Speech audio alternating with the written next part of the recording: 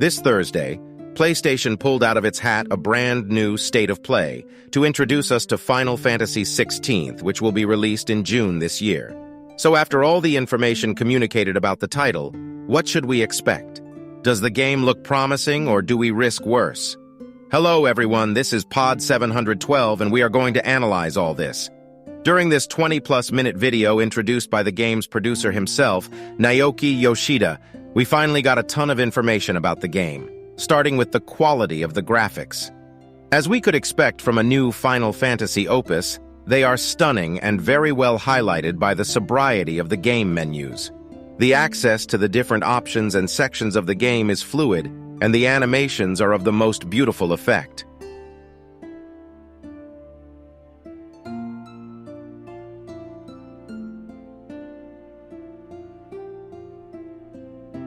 From the very first images, we are dazzled by the quality of the graphics that transport us into a fairy world filled with breathtaking details. The game reminds us of the previous opuses which knew how to charm us by their rich and deep universe. But this time, the immersion is at its height.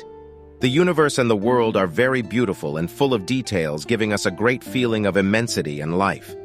We feel the liabilities of the producer who was previously in charge of MMO games of the franchise. I think we will spend some time to put down the controller and simply observe this majestic environment blooming before our eyes.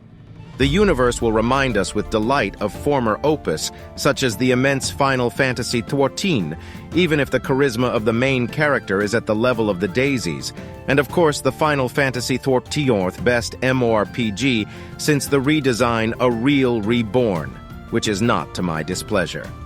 I give a particular mention to the movement on the back of Chocobo, which gives particularly desire to try controller in hand. We didn't have a Final Fantasy so fantasy-oriented since several opus and the fans, including me, were waiting for one for a long time. When will we see a real remake of Final Fantasy IX? This Final Fantasy XVI seems very promising on this point, and the deep and intense universe that comes out of it really makes me want to discover all the facets of the story proposed by this game.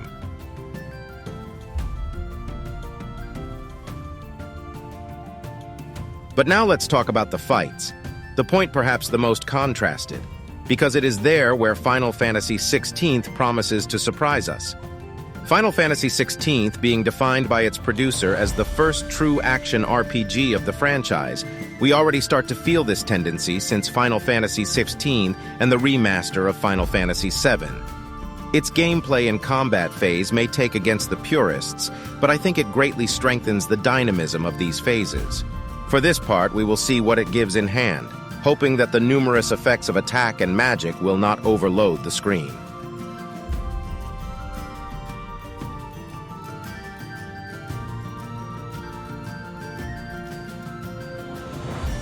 The main character, Clive, exudes a strength and sense of honor that sends chills down our spines. His charisma is undeniable, and we can't wait to take him in hand to explore the facets of the story.